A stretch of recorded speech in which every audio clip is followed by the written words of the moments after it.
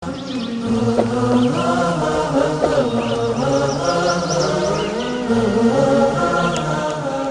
آیات قرآن اطلاعاتی درباره مسائل علمی و اخباری درباره آینده و حقایقی که کسی در آن آگاهی نداشته بیان شده است. شناخته شدن چنین اطلاعاتی با سطح دانش و تکنولوژی آن دوره امکان پذیر نبوده است. بدیهی است که این امر مدرک روشنی است بر اینکه قرآن کلام انسان نیست. قرآن کلام خداوند قادر است که آفریننده همه چیز و همه کس است و علم او تمام آفرینش را در بر می‌گیرد.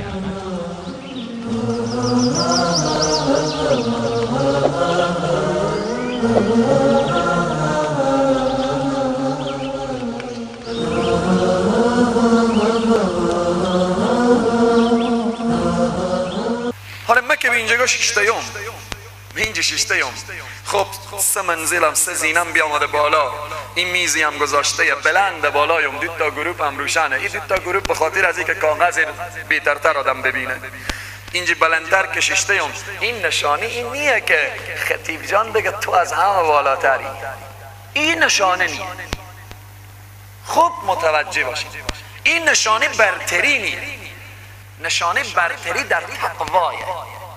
تو کسی که در وسط صفی، اول صفی، آخر صفی، آخر صف، بیرون بالاخره در او آفتاب نشسته ای، در او گرد و غبار نشسته ای، تو زنی، تو مردی، هر کس که با تقواتر باشه او بهترتره. عجیب نمیاره. ایر میگن عدالت خداوندی، ایر میگن لطف، فضل. کاش گفته میشد هر کس خطیب بشه و خیلی به نزد الله ارزش پیدا میکنه. امروز من خیلی خوب استقبال میکردم، خوب افتخار میکردم. کاش گفته میشد هر کس حافظ قرآن بشه. اگر حافظ بیعملی بود چی ارزش داره؟ اگر عالم بیعمل بود چی ارزش داره؟ اگر این روزه خدای نخواسته ریا بود چی ارزش داره؟ اگر این تفسیر ریا بود چی ارزش داره؟ همه برمیگرده به اخلاص. خیلی مهم، خیلی مهم. ابو جهل و ابو لهب و امیه ابن خلف جایگاه پیدا نمی کنن با همه قدرت و حکم و حشم خود. بلال حبشی ارزش پیدا میکنه. من خطیب شدم، واعظ شدم، ملا شدم، عالم شدم، 4 کلمه درس و تعلیم خواندم، به مردم و بندگان الله بیان میکنم. اگر در کنار اینها تقوا بود، نور علی نور، این نور علی نور.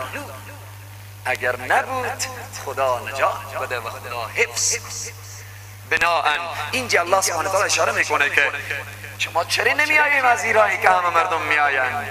دماغ باد داره، باید باد این دماغ بنشینه. واستغفر الله، آمرزش بخواهید از خدا. ان الله غفور رحیم، هر آینه خدای تبارک و تعالی غفور، آمرزنده، رحیم، مهربانه. فاذا قضیتم مناسککم، پس وقتی که ادا کردید مناسک خویش را، وقتی مناسک را ادا کردیم، فذکروا الله کذکرکم، یعنی وقتی که شما سر تراشوندیم، حلال شدیم، آمدیم طواف فرض را انجام دادیم، حالا پس که برمیگردیم به کجا؟ به منا خدا را یاد کنید. در دوران جاهلیت هم که می آمدن به حج، وقتی که می آمدن این 3 روز، یعنی روز 11 و 12 و 13 که در منا بودن، چه کار میکردن؟ به دوران جاهلیت میشیشتن دیگه، تعریف و توصیف آبا و اجداد خود. این میگفت بیار من بی‌ترتر بوده، این میگفت پدر من بی‌ترتر بوده، این میگفت قوم من بی‌ترتر بوده، این میگفت پدر من از همه بالاخره بی‌ترتر بوده. اینجا الله اشاره میکنه که وقتی که شما مراسم را تمام کردین، آمدیم در این 2 روز یا 3 روز دیگر در منا، فذکر الله، پس خدا را یاد کنیم. که ذکرکم، چنانچه که شما یاد میکنیم، آباءکم او اشد ذکرا، بلکه بیشتر یاد کردن. این یاد کردن آبا و اجداد فایده نداره.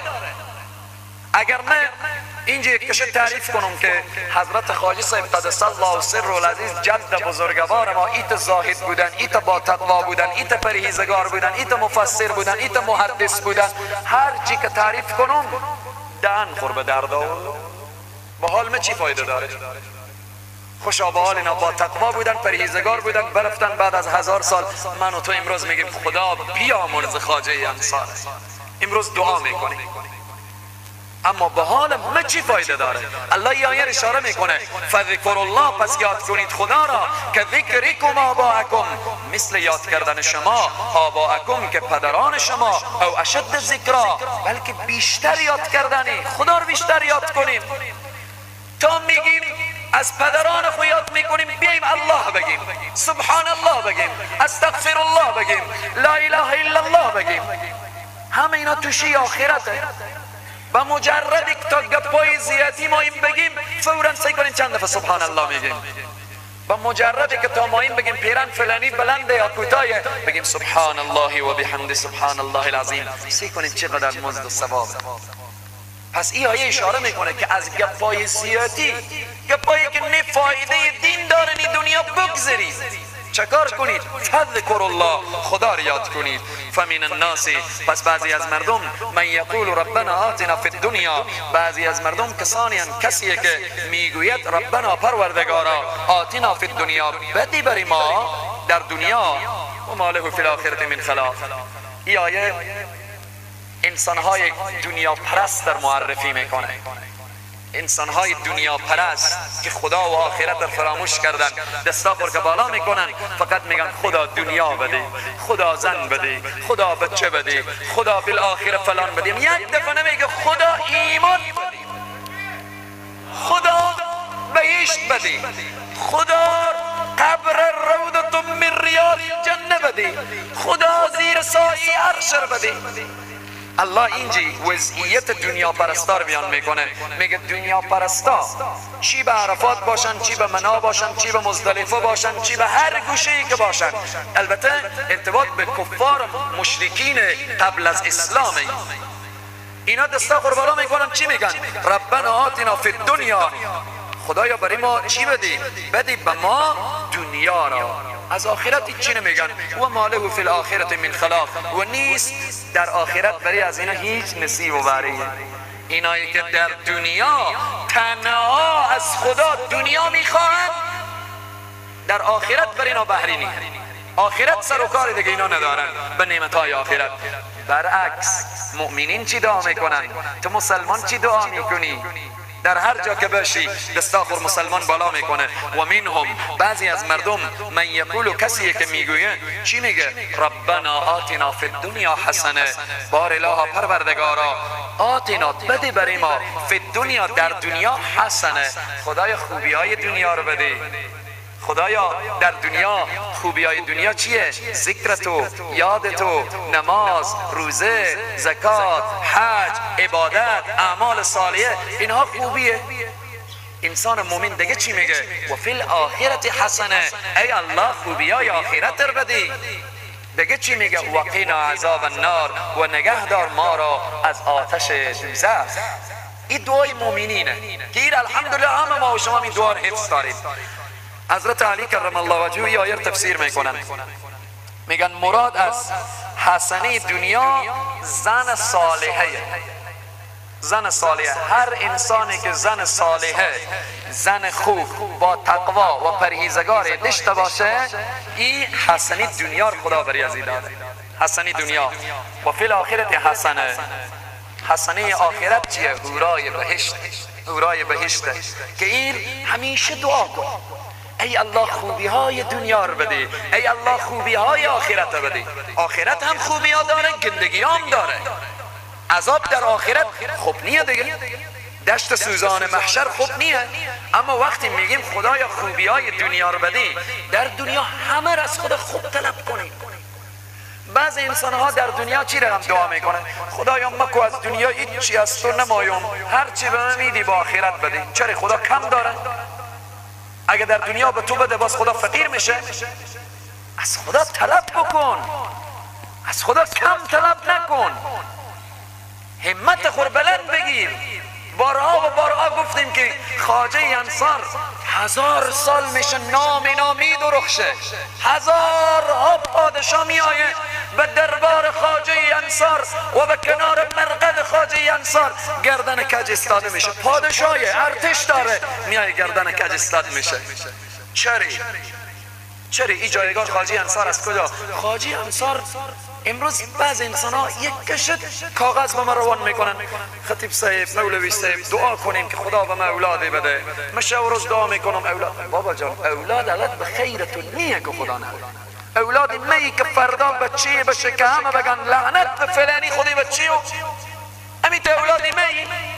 خب این ندانستن یا نداشتن اولاد بهتر تره. خدا به خیر بنده خونه. یا چند روز پیش جوانی آمد که شما دعا کنیم بالاخره من به یک دختر خواستگار شدم، اگه اور به من ندن خورم میکشم. عجبه. یا دختر میگه فلان بچه به من ندن خورم میکشم. عجب. همین مسلمانی شد دیگه. عجیبه دیگه. این مسلمانیه، این ایمانه.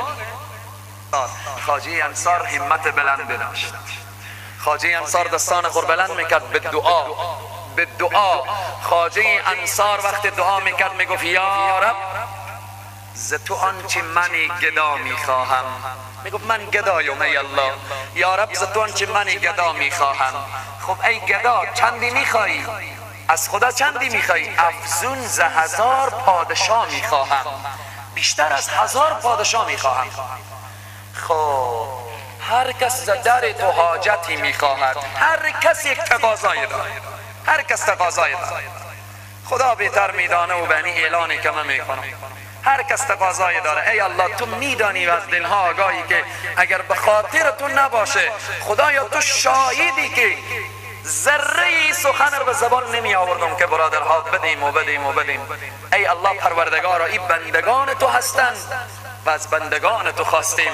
اینه که خواجه انصار میگه هر کس در تو حاجتی میخواهد، من آمدم از تو را میخواهم. از خدا رو بخواهیم. خدا که از ما شد و ارتباط ما با خدا برقرار شد، کامیاب دنیا و آخرت میشیم. اینه که اشاره میکنه که انسان‌های مؤمن از دنیا حسنه دنیا از خدا حسنه دنیا رو میخواهند و همچنین خوبی آخرت رو میخواهند.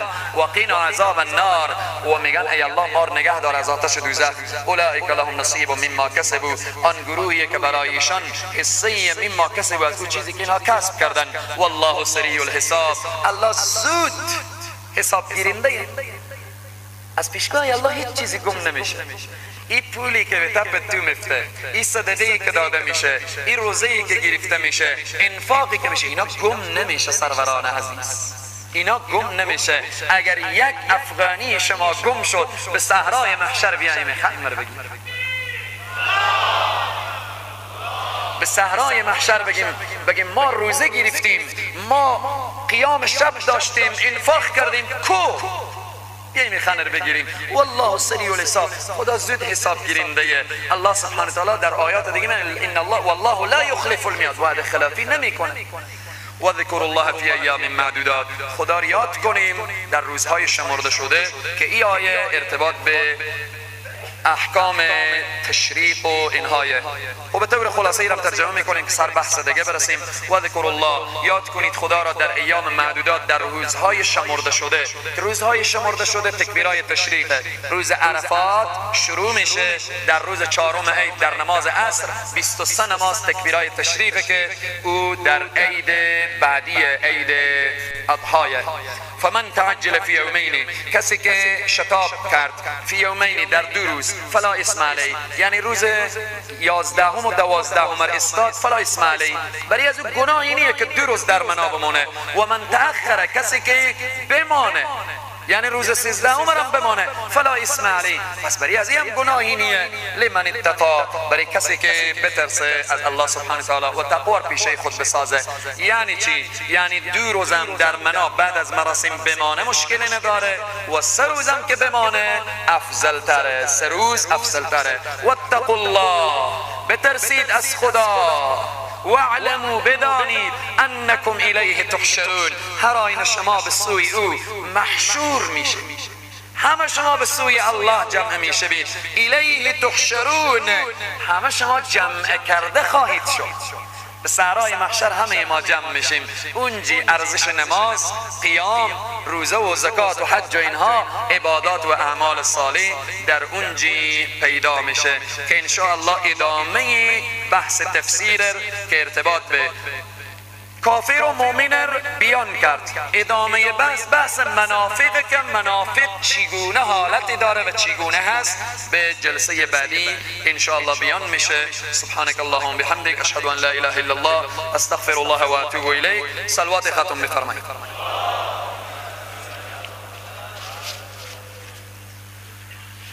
ارتباط به زکات، ارتباط به اهمیت زکات، اهمیت فریضه زکات در اسلام. زکات از زکا گرفته شده. از چی؟ از زکا، از پاکی، از نمو، از رشد.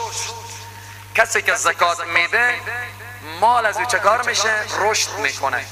کسی که زکات میده در مال از او پاکی میآید. زکات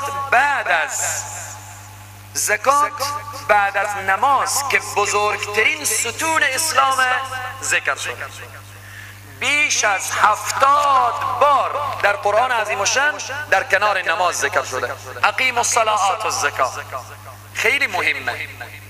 مسلمانانی که خداوند نعمت سرمایه را بر اینا داده و مالک نصاب شدن، این بدانن که این یک فریضه قطعیه. مثل که نماز فرضه، برای تاجر زکات دادن فرضه، برای سرمایه دار زکات فرضه. باید حق الله سبحانه تعالی ادا بشه.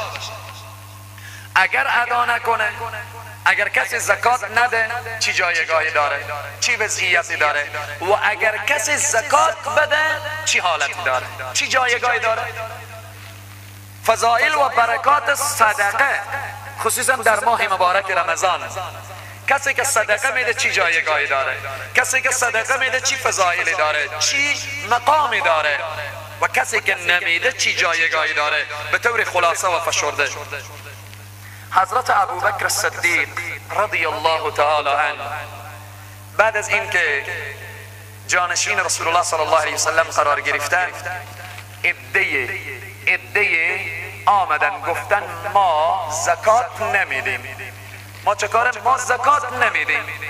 همه شرایط اسلامی رو قبول داریم ولی زکات نمیدیم. منکر زکات شدن.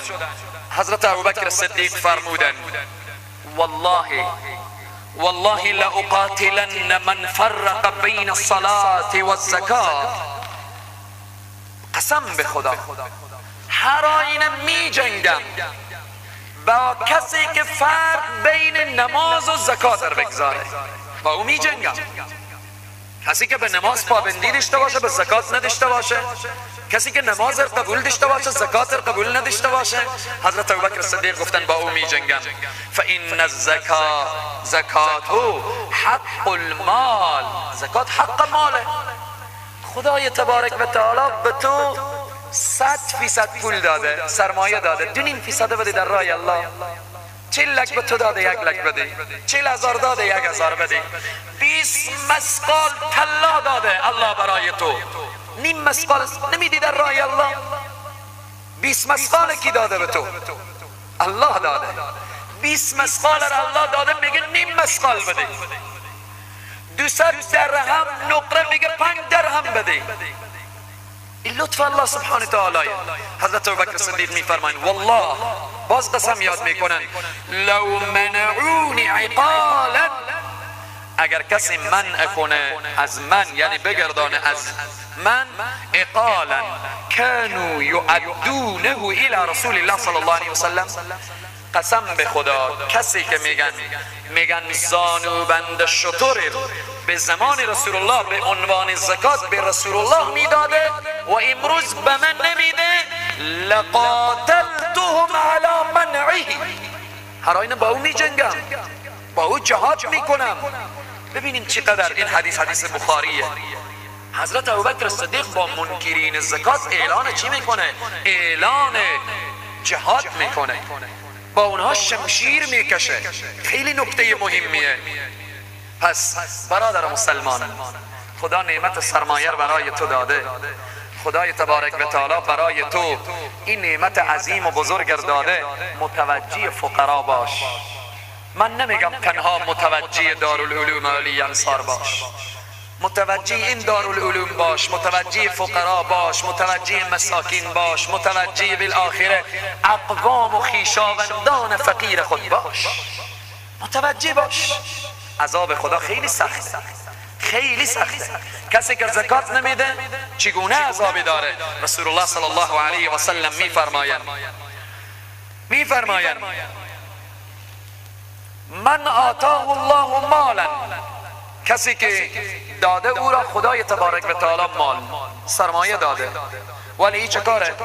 مالا فلم یؤد زکاته، این زکات را ادا نمیکنه، غفلت میکنه یا سلنگری میکنه. چه کاره؟ مثل له ماله شجاعا اقرع له، به صحرای محشر مال این شخص، سرمایه این شخص تبدیل به یک مار میشه، تبدیل به یک مار عجیب و غریب. ماریه که سر از اون مو نداره، موهای سر از اون مار از بسته که زهر داره ریختانده شده.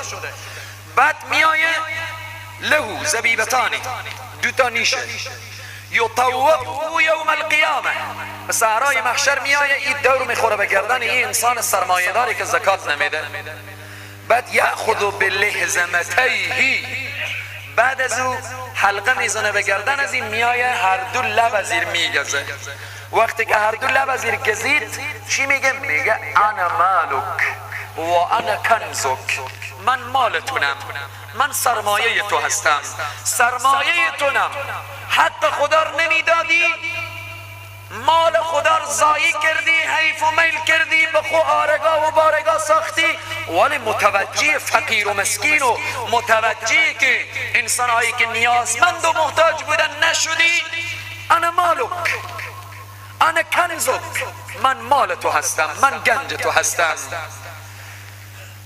در روایت دیگه میاره، در روایت دیگر میاره که به صحرای محشر آیه مبارکه هست ولا يحسبن الذين كفروا ولا يحسبن الذين كفروا سبقوا انهم، آیه مبارکه که اگر کسانی که مال جمع میکنن و در مال بخل میورزن و در راه الله نمیدن، سيطوقونه ما بخلوا به يوم القيامه، این مال توق میشه، به گردن میفته، این مال مار میشه، به گردن و انسان ها قرار میگیره. به این سخن پروردگار عالم گوش کنید که وقتی که از دوزخیا پرسیده میشه ما سلککم فی سقر، چی چیز شما را به سقر انداخت، چی چیز شما را به این حالت کشاند؟ آنها چی میگن؟ قالوا لم نکن من المصلین، ما از جمله نمازگزاران نبودیم، ما نماز نمیخواندیم. الحمدلله که ما و شما نماز میخوانیم، الحمدلله که کمک میکنیم، الحمدلله که انفاق میکنیم. هر جایی که عزیزان من آیات و احادیث که خوانده میشه، اگر عاملیم به تا دل خوب بگیم الحمدلله. به دوزخیا گفته میشه شما چی چیز به جهنم کشانده شده؟ چی چیز کشانده؟ چی وادار کرده که شما به جهنم آمدیم و به آتش سوزان میسوزیم؟ چی میگن؟ قالوا لم نکن من المصلین، ما از جمله نمازگزاران نبودیم، نماز نمیخواندیم، به نماز پابندی نداشتیم. ولم نکن من المصلین ولم نکن نطعم المسکین، ما به مساکین طعام نمیدادیم. خیلی مسئله مهمی. مسکین می آمد ما می گفتیم برو خدا بده. خدا از کجا؟ خدا به تو بداده که تو به فقیر بدی. فقیر در فقر به ابتلا و آزمایشه، غنی در سرمایه و ثروت به ابتلا و آزمایشه. خدا به تو داده که تو برای فقرا و مستضعفین کمک کنی. در خدای تبارک و تعالی در سوره توبه آیه 24 می فرمایه والذین یکنزون الذهب والفضه، کسانی که جمع میکنن، سرمایه جمع میکنن، الذهب والفضه طلا و نقره، جمع‌آوری میکنن، سرمایه بالاخره جمع‌آوری میکنن. ولا ينفقونها، انفاق نمیکنن، در راه الله نمیدن. اینایی که در راه الله نمیدن چی جایگاهیه، چی مقامیه؟ فبشرهم بعذاب علیم، پس میگم مژده بدی برای از اینا عذاب دردناک. در کدام روز؟ یوم یحما علیها فی نار جهنم فتکوا بها جباههم و جنوبهم و ظهورهم. روزی که صحرای محشره، در آن روز این سکه های طلا، نقره، سرمایه، اینها چه کار میشه؟ اینها تبدیل به آتش میشه، چسبانده میشه بر پیشانی ایشان. اینها آیته. اگر کسی فی بیاره کافر میشه، اگر کسی ذره شک در دل پیدا کنه انسان کافر میشه. ذالک الکتاب لا ریب فیه، هیچ شکی نیست در این کتاب. قرآن اشاره میکنه منظور اینه که یعنی تمام وجود این انسان آتش میگیره و عذاب میگیره. پیش رو آتش چسبانده میشه، جنوبهم به پهلوها آتش چسبانده میشه، ظهورهم بر پشت آتش چسبانده میشه. وقتی که آتش چسبانده شد، یوم یحما علیها فی نار جهنم فتقوا بها جباههم و جنوبهم و ظهورهم. بعد ملائکه و فرشته چی میگن؟ هذا ما کنزتم، این گنج شما هست، این سرمایه شما هست، این سرمایه که شما جمع کردیم ولا ينفقونها و انفاق نمی کردیم. هذا ما کنزتم لانفسکم فذوقوا ما کنتم تکنزون. پس بچشید. این همون لذت سرمایه بدون زکات، این لذت سرمایه بدون انفاق. انسان هایی که سرمایه دارن و انفاق نمی کنن خیلی لذت می برن در دنیا. زکات هم نمیده، خیرات هم نمیده، در دنیا کیف میکنه، عیش میکنه، نوش میکنه، استراحت میکنه، خب لذت میبره، میچشه دیگه لذت های دنیا. الله میگه فذوق، بچشید. لذت دنیا رو چشیدید، این لذت عذاب جهنم را امروز بچشید. فذوقوا ما کنتم تکنزون، او چیزی که شما جمع کرده بودید، او چیزی که شما سرمایه خود را قرار داده بودید و زکات نمیدادید. اینها عذابهای سخت و عذابهای وعیدی که ارتباط به آنهایی که انفاق نمی کنند و زکات نمی دهند.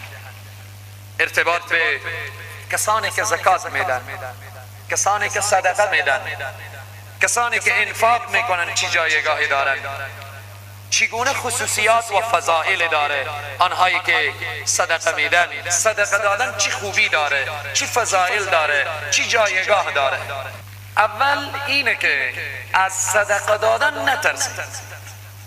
صدقه مال کم نمیکنه، این وعده پروردگار. یمحق الله الربا، سود محو میکنه. معامله ربوی، ربا، سرمایه نابود میکنه. اما و یربی الصدقات، افزایش میده. صدقات ماله. اگر ماییم که سرمایه شما افزایش پیدا کنه، چه کار بشه؟ در راه الله صدقه بدید. این نص صریح قرآنه. صدقه مال کم نمیکنه، اضافه میکنه. رسول الله صلی الله علیه و سلم میفرمایند ما نقصت صدقه من مال، رواه المسلم. کم نمیکنه صدقه از مال. هم آیه تایید کرد، هم حدیث تایید کرد. اما من و تو مسلمان کو قرآن و حدیث بزرگترین مرجعی که من و تو از اونها تقلید میکنیم و پیروی میکنیم قرآن و حدیث. قرآن میگه یربی الصدقات، صدقات مال افزوده میکنه، افزایش میده. حدیث میگه ما نقصت صدقه من مال، هرگز کم نمیکنه صدقه از مال، کم نمیشه. در آیه الله سبحانه وتعالى میفرماید مثل الذين ينفقون اموالهم في سبيل الله كمثل حبة انبتت 7 سنابل في كل سنبلة 100 حبة والله يضاعف لمن يشاء. کسانی که در راه الله انفاق میکنن، کسانی که در راه الله انفاق میکنن چه کاره؟ وقتی که 1 روپیه بدن مثل اینه که 1 دانه گندم به زمین انسان بذر میکنه، کشت میکنه، چه کار میشه؟ 1 دانه تبدیل به 7 دانه و خوشه و بالآخره تبدیل به 700 دانه و اینها میشه. کسی که در راه الله سبحانه و تعالی 1 افغانی بده، الله سبحانه و تعالی 10 در دنیا میده، 700 در آخرت میده. والله یضاعف لمن یشاء. خدا بهتر میدانه که چقدر دیگه الله میده. پس با الله معامله کنیم. انفاقی که صورت میگیره معامله با الله سبحانه و تعالی. پس یکی از فضائل و برکات صدقه اینه که افزایش در مال کم نمیشه. از صدقه دادن نترسیم. قطعا اگر دست لرزید این شیطانه. الشیطان یعیدکم الفقر. شیطان وعده فقر میده. ندی، کمک نکن به فقیر، به مسکین، به مدرسه، به حوزه، به مجاهد، به فلان به همه اشخاصی که انما الصدقات للفقراء والمساکین. 8 صنفی که الله سبحانه و تعالی در قرآن تعیین کرده. هنگامی که انسان مایه زکات بده، شیطان چی میگه؟ الشیطان یعیدکم الفقر. وعده فقر میده شیطان. هنگامی که شیطان وعده فقر داد، شیطان را ناامید کنیم. دوم، خشم خدا خیلی سخته، خیلی سخت. قهر پروردگار عالم خیلی سخت. اما صدقه خشم خدا از سر انسان ها دور میکنه. با مجردی که تو انسان صدقه میدی، اگر الله بر سر تو میخواست که خشم بگیره، خشم الله دور میشه. این نعمت عظیم و بزرگ کجا پیدا میشه؟ به صدقه دادن. خشم الله خیلی سخته عزیزان من، خیلی سخته. اما خشم پروردگار عالم که از سر انسان ها دور میشه به وسیله صدقه. انسانی که صدقه میده، همیشه الله به طرف او به نگاه رحمت نگاه میکنه. همیشه الله به نگاه لطف مرحمت طرف بنده نگاه میکنه، با او خشم نمیگیره. این فایده داره که خشم پروردگار دور میسازه صدقه، و از مرگ فجی انسان حفظ میکنه. مرگ فجی، بهترین مرگ کدام مرگ؟ مرگی که فرصت به توبه نده. انسانهایی که صدقه بدن، از برکت صدقه از میتت سو، از مرگ بد و فجی در امان و در حفظ. خدای تبارک و تعالی مرگ بد نصیب اینا نمیکنه. به بد حالت نمیمیرن، فرصت به توبه پیدا میکنن. بزرگان میفرمایند بهترین مرگ مرگی که فرصت به توبه داده نشه. سوم، همه ما دوست داریم که از آتش جهنم محفوظ باشیم. نجات از جهنم به وسیله صدقه. انسانی که صدقه میده از آتش جهنم خود حفظ میکنه. رسول الله صلی الله علیه وسلم میفرمایند فاتقوا النار. شما پرهیز کنید، خود را دور کنید از آتش جهنم. چگونه؟ ولو بشق التمر، ولو به نصف دانه خرما باشه. ببینید اخلاص خیلی شرطه. نگفته شما 1,000,000 دلار، حالا در صدر اسلام که دلار نبوده. رسول الله صلی الله علیه و سلم نگفتن که شما 1,000,000 طلا در راه الله بدیم که از آتش جهنم حفظ بشیم. نه، این تو گفته نشده. گفته هر کس به اندازه توان، ولو به نصف خرما، ولو به 10 افغانی، 50 افغانی، 100 افغانی، چه کار بکن؟ خور از آتش جهنم حفظ بکن. 1 افغانی به اخلاص کامل انسان چه کار میکنه؟ از آتش جهنم حفظ میکنه. به صحرای محشر رسول الله صلی الله علیه وسلم میفرمایند که انسان وقتی به صحرای محشر قرار میگیره، دست راست اعمال، دست چپ اعمال، خلاصه پیش رو که نگاه میکنه آتش جهنم، در آن اثنا یک پرده میآید در مقابل، از او جهنم پرده میشه. یا الله، این چی بود که محفوظ شد؟ جهنم را از چشمان من دور کرد. میگن این همان صدقه که به خاطر الله دادی.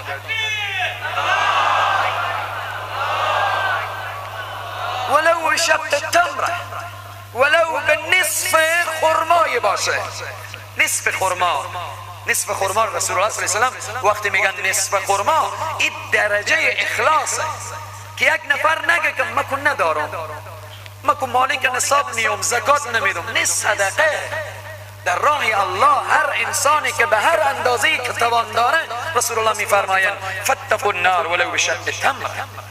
چهارم، زیر سایه عرش پروردگار عالم چی جای زیبایی.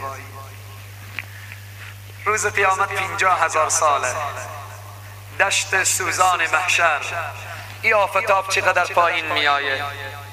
انسان ها به صحرای محشر، روز محشر چنان روز گرمیه، در روایات میاره که بعضی انسان ها تا کلک پا، تا بجلک به عرق غرقن، بعضی انسان ها تا زانو به عرقن، بعضی انسان ها تا بطن به عرقن، بعضی انسان ها تا صدر تا سینه در عرقن، بعضی انسان ها تا بینی به عرقن، بعضی انسان ها از سر بالا میره عرق. این حالت صحرای محشره. عرق جوشه. دشت سوزان محشر چقدر لحظه خطرناکیه. اما 7 گروه زیر سایه عرشن، در سایه او سایه رحمت پروردگار عالم هست.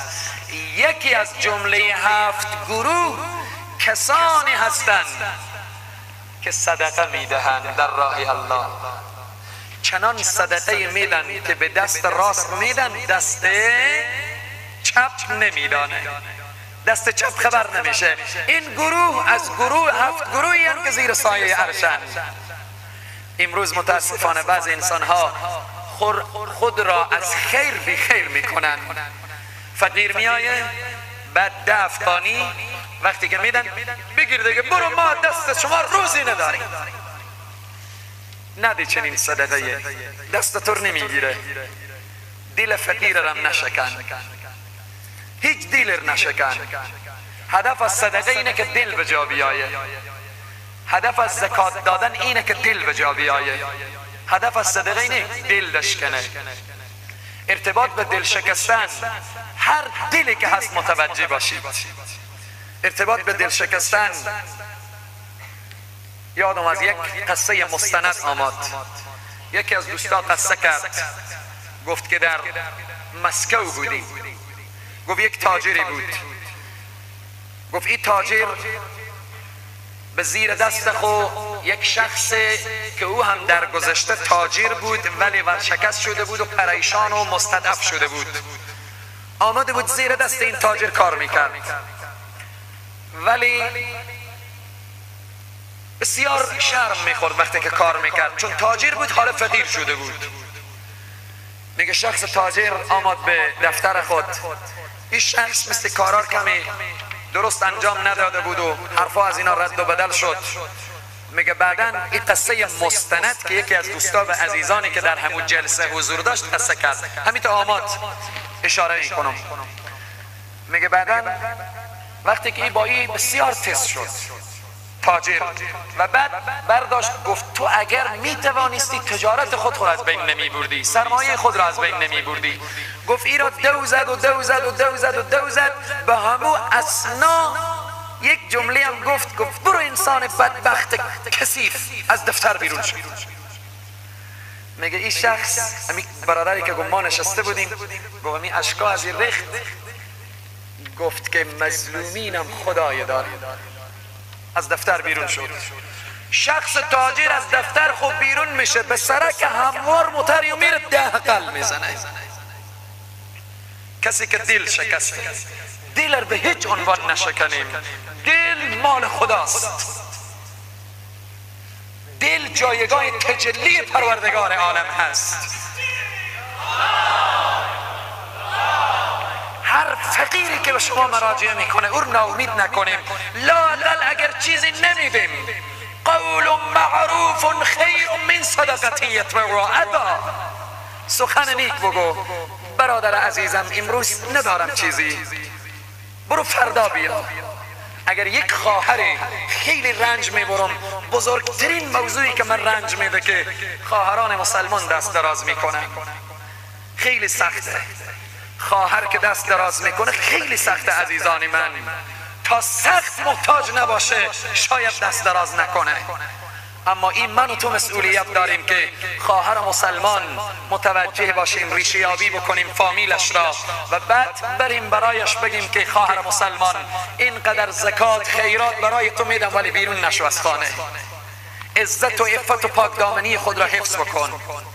چه کار میشه اغنیای ما فامیل های فقرا را زیر پوشش خود بگیرن، فامیل های ایتام را زیر پوشش خود بگیرن؟ چه کار میشه فامیل های فقیر و مستضعف را زیر پوشش بگیرن؟ مگر لازم است 40 لک 1 لک بدیم؟ از 40 لک 20 لک بده در راه الله، بهشت بساز، بهشت بساز برای خود. بعد از تو ورثه کیف میکنن، عیش میکنن، استراحت میکنن، همه حیف و میل میکنن، ولی تو باید به قبر جواب بدی. بیا هنوز ملک الموت به بالینتون ننشسته، از این سرمایه خود به خود بهشت بساز. بهشت در همین دنیا ساخته میشه، نه در اون دنیا. وقتی مرگ به سراغ تو آمد و رسید دیگه بهشت ساخته نمیتوانی. در همین دنیا بهشت بساز، بهشت به وسیله لطف خوش، به وسیله صدقه، به وسیله صیام، به وسیله قیام، به وسیله اخلاق نیکو، به وسیله حج، به وسیله جهاد، به وسیله اعمال صالح بهشت بساز. بهشت در بخو خلاصه بهشت بساز که در او بهشت رضای الله هست، لقای پروردگار هست. پس زیر سایه عرش پروردگار عالم جای چی کسیه؟ کسیه که صدقه به دست راست میده، دست چپ خبر نمیشه. همینجا یک نکته اشاره میکنم. میفهمیم یکی از اقوام شما فقیره، اصول و فرو نباشه، پدر بابو بالاخره اولاد و اینها نباشه. اگر عمه، خاله، اگر کاکای، مامای، خواهر، برادر فقیره، لازم نیه که تو بری از او بگی که خواهر جان این زکات است بگیر. نه، نیت زکات رو بکن، از زکات خود سرمایه بیرون کن، افطاری بگیر، سحری بگیر و بالاخره بر این جروغن آماده کن. برو از اقوام و خویشاوندان خبر بگیر. بهترین صدقه همین صدقه، هم زکات از گردن تو میگرده، هم سله رم به جا میشه، هم دل به جا آورده میشه. این بهترین صدقه از اقوام و خویشاوندان. لازم نیه که ما حتما بگیم که اینا زکاته، زکات میخوری یا نمیخوری، آبرو و شرف و مرتکرم ببریم، دلی رم بشکنیم با واسطه که زکات میریم. نه، لازم نیه که ما اسم زکات رو بگیریم. زکات رو نیت کردی، اراده کردی، از بین مال خو بیرون کردی، فقیر طرف و مقابل خور میشناسی، برو بالاخره بر این روغن و هر آذوقه‌ای که لازم خریداری کن، برو از او خبر بگیر و بالاخره به دروازه خانه رو تسلیم بکن. بگو این هدیه، این تحفه، اینها مال تونه. امروز فقیر غنی که زکات میده، دل ما که ما دستی رو بوس کنیم، او باید بیای دست ما رو ببوسه که ما آماده شدیم زکات میگیریم. اگر کسی نمی بود که زکات بگیره، این فریضه الهی، این رکن اساسی اسلام، غنی چگونه ادا میکرد؟ نباید فقیر از غنی تشکری کنه تا سال دیگه چه کاره؟ فقیر کو نمیدانه. فقیر وقتی که زکات گرفته تا سال دیگه از غنی تشکر، سلام علیکم حاجی صاحب بزرگوار، تشکر شما خوبین، تا سال دیگه مسکین مگری بالاخره کفشای و اینها رو پیش پای و بگذاره و آبا و قبا از تکان بده. نه خیر، تو غنی تشکری کن. مالی که تو میدی او حق فقیره. فقیر باید حق خور بگیره. تو حقی رو پرداختی، جای تشکری نیه.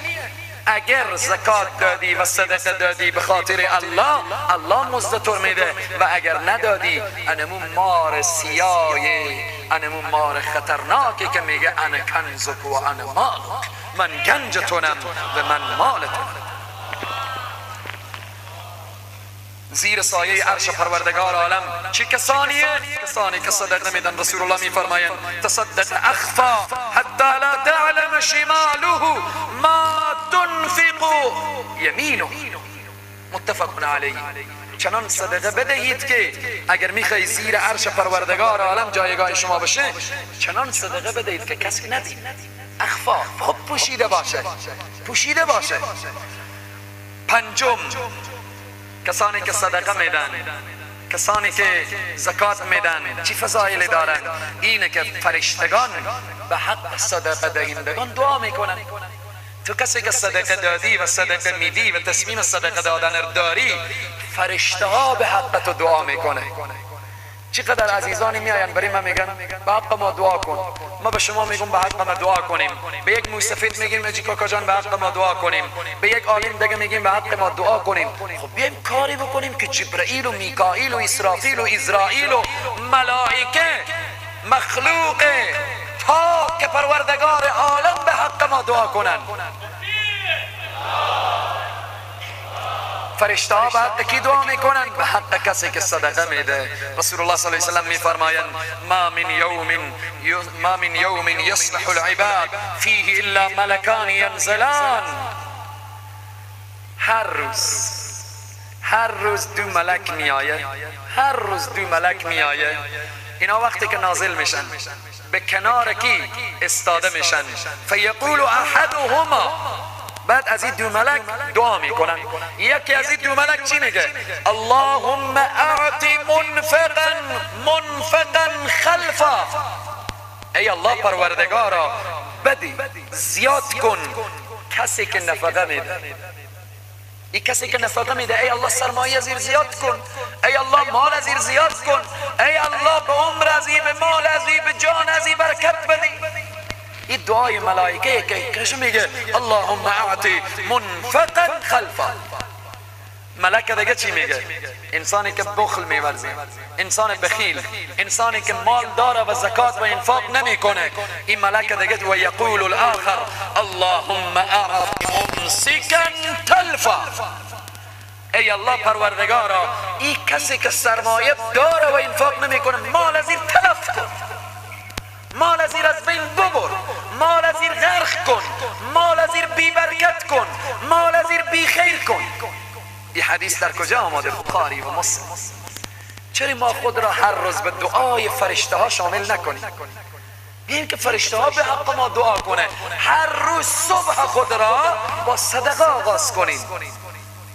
هر کدام ما و شما صدقه گفتیم که اگر نگاه کنیم همسایه فقیری داریم، همسایه مسکینی داریم، اگر یتیمی در کنار ما هست، اگر مسجدی یک طالب العلم داره، اگر دارالعلومی به نزدیک مانه، خلاصه نیت صدقه و هر روز صبح خود با صدقه آغاز کنیم که ملائکه دعا کنن که ای الله به این مال برکت. یادم آمد از قصه زمان حضرت موسی علیه السلام. یک مرتبه دیگه هم فکر میکنم این اشاره کردم، در زمان حضرت موسی علیه السلام یک شخص گفت ای موسی وقتی به کوه تور میری با خدای تبارک و تعالی راز و نیاز میکنی، سلام مرا بگو که همین بنده تو خواهش کرده که همین 10 روپیه صبح برای من بده، شام بگیر، شام پس بگیر، من یک روز مالک 10 افغانی باشم، یک 10 درهم، 10 افغانی، 10 دینار، هرچی که بود همون وقت و زمان برای من بده. حضرت موسی علیه السلام رفت و بالاخره با خدای تبارک تعالی راز و نیاز و بعد از راز و نیاز گفت ای خدا تو که خبیری و آگاهی، علیمی، دانایی، فلان بنده تو چنین سفارش داشت، میگفت می 10 افغانی، 10 روپیه، 10 بالاخره درهم بریم الله بده، صبح بده، شام بگیره که من یک روزی به دست خود یک سرمایه ببینم که بالاخره پولش چه چیزیه، سرمایه‌اش چه چیزیه. به همین طریق خدای تبارک و تعالی گفت ای موسی برو برای بنده من بگو، قصص دیگه والله اعلم، برو برای بنده من بگو برای تو همین قدر پولی که گفتیم میدم، اما شام از تو میگیرم. گفت خیلی خوب. میگه بعداً وقتی که حضرت موسی برگشت و این صاحب 10 افغانی شده بود، با مجردی که خداوند برای از 10 افغانی داد، این فوراً 1 روپیه، 1 افغانی در راه الله داد. الله کو وعده خلاف نیه. من ذا الذي يقرض الله قرضا حسنا فيضاعفه له اضعافا كثيره. کسی 1 روپیه در راه الله بده، خدا 10 روپیه میده، خدا 100 روپیه میده، 700 روپیه میده، والله یضاعف لمن یشاء. خدا بیتر میدانه که دیگه در آخرت چقدر میده. و مجردی که صاحب 10 روپیه شد، 10 روپیه در راه الله داد، وعده الهی خدا 10 روپیه دیگه بر یزید داد، با 2 روپیه دیگه خیرات داد، با 30 روپیه خدا بر داد. باز بالاخره بعد از 20 روز، 1 ماه، 40 روز حضرت موسی دید که این هم آرگاه و بارگاه و بالاخره پول و سرمایه و همه کشفشر داره. آمد گفت که خدا از تو نگرفت؟ گفت نه، خدای تبارک و تعالی به من بیشتر لطف و احسان کرد. حضرت موسی به کوه طور گفت خدایا وعده چنین بود که این دفتانی 1 روز به دستی باشه، چرا برای از این بالاخره بیشتر و بیشتر دادی؟ خدای تبارک و تعالی گفت ای موسی، او ما فرصت نمیده که از او بگیریم، ما قرضدار میکنه و مجردی که ما این از او بگیریم صدقه میده. 10 روپیه میده، ما برای او مجبوریم که وعده کردیم که 100 روپیه و 700 روپیه بدیم. والله لا یخلف المیعاد. اگرچه خدا مجبوریتی نداره، اما چون وعده خلافی نمیکنه، به وعده خود الله استاده. پس به این سروران عزیز و بزرگوار قرب دعای ملائکه شامل کنیم. خلاصه این که وقت ما تمام شد، حدیث قدسی رو اشاره میکنم و دعا میکنیم. به صحرای محشر در حدیث قدسی الله سبحانه و تعالی به صحرای محشر چی میگه؟ صدا میکنه که ای فرزند آدم، ای بنده من. فکر کنیم خداوند جل جلاله ای از بس این قضیه مهمه. خداوند میگه ای فرزند آدم، چرا در دنیا به عیادتم نیامدی؟ مریض بودم، چرا به عیادتم نیامدی؟ گرسنه بودم، چرا طعامم ندادی؟ تشنه بودم، چرا آبم ندادی؟ بنده میگه خدایا تو بیمار میشی؟ خدایا تو گرسنه میشی؟ خدایا تو که پاکی از اکل و شرب و از اینها. الله سبحانه و تعالی که این حدیث پیامبر اکرم صلی الله علیه و سلم که بیان میکنن، خدای تبارک و تعالی میفرمایه، میگه هنگامی که تو به عیادت بیمار میرفتی، مرا نزد او بیمار میافتی. اگر ما این خدا رو پیدا کنیم بریم به عیادت مریض. خدای تبارک و تعالی میگه اگر ما این مر پیدا کنیم بیاییم به عیادت یک مریض. امروز به شفاخانه چقدر مریض هایی که پول نسخر نداره، چقدر مریض هایی که سرگردانه، چقدر مریض هایی که غذای درست شاید برای از او آماده نباشه، چقدر مریض هایی که پاواز از او از این جاده به این جاده دنبال دوا میگرده. ولی تو کسی که سرمایه داری، بردار زکات خور، خیرات خور، صدقه خور، برو شفاخانه یک چرخ بزن، برو نگاه بکن، برو خدا رو پیدا بکن. به مطابق و مصداق این حدیث برو به عیادت خدا. خدا میگه چرا به عیادتم نیامدی؟ نعوذ بالله خدا مریض نیه، خدا میگه مرد در بستر بیمار مرا جستجو کنید. و بعد میگه وقتی که فقیر همسایه تو بود و مسکین همسایه تو بود و بالاخره محتاج به کنار تو بود، چرا بری از او طعام ندادی؟ طعام دادن به مسکین و فقرا، برای ایتام و برای دارالعلوم و برای محتاجین طعام دادن مثل که طعام برای خدایه. اگر الان الله سبحانه و تعالی نعوذ بالله من ذلک محتاج به غذا بشه، محتاج به طعام و آب بشه، محتاج به خبرگیری بشه، چقدر ما و شما تلاش میکنیم؟ هر آنچه که داریم میدیم برای الله. الله درخواست طعام کرده. رسول الله صلی الله علیه و سلم در این حدیث قدسی میفرماید، این حدیث خیلی مهمه. به صحرای محشر الله میگه من بیمار شدم ای بنی آدم، ای فرزند آدم، چرا به عیادتم نیامدی؟ من گرسنه شدم چرا طعام ندادی؟ من تشنه شدم چرا آب ندادی؟ یعنی آب دادن و طعام دادن به فقرا آنقدر ثواب داره که مستقیم مزد ثوابی الله میده. پس به این سروران عزیز و بزرگوار، ماه رمضان ماه رحمه، ماه شفقته، ماه ترحمه، ماه اخوته، ماه همدردیه، ماه همکاریه، ماهیه که خلاصه همه باید از حال همدیگر واقف بشیم. خیلی سخت گرسنگی، خیلی سخت تشنگی. اشخاصی هستن که در طول سال گرسنه‌اند، اشخاصی هستن که در طول سال تشنه‌اند. چقدر هر روز آب سرد می نوشیدی یادتون نمی آمد؟ در طول سال اشخاصی هستن که آب سرد بر اینها میسر نمیشه، غذا درست و صحیح بر اینها میسر نمیشه. این ماهیه که تو درد گرسنگی میکشی تا از حال گرسنگان واقف بشی، درد تشنگی میکشی تا از حال تشنگان واقف بشی. این ماهیه که با مشکلات روبرو میشی تا درد کسانی که مشکل دارند خلاصه بر تو واقف بشه. بنابراین سروران عزیز و بزرگوار، امروز روز 15 ماه مبارک رمضان است. امشب 16 جمعه آینده اگر عمر باقی بود دهه اخیر رمضان میشه. تا نگاه کنیم رمضان تمام شد. چند شب پیش در تسبیح خواندن ها می گفتیم مرحبا مرحبا یا شهر رمضان.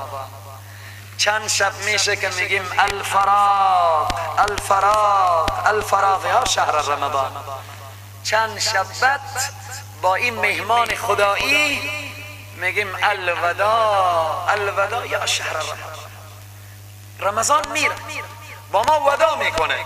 از این لحظه به لحظه رمضان استفاده کنیم، از این فرصت های استفاده کنیم.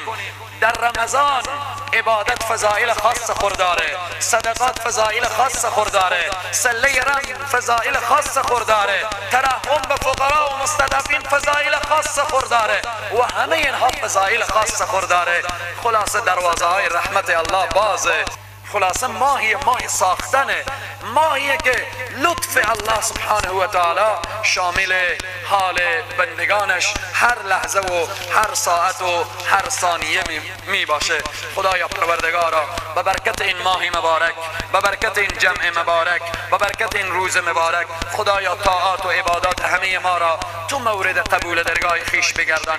خدایا پروردگارا به برکت این عزیزانی که با لب خشکیده، با کام تشنه، خدایا پروردگارا با شکم گرسنه، خدایا اینهایی که به خانه تو آمدن، یا الله پروردگارا دستان ما به طرف تو دراز است. خدایا ما را از این خانه ناامید بر نگردان.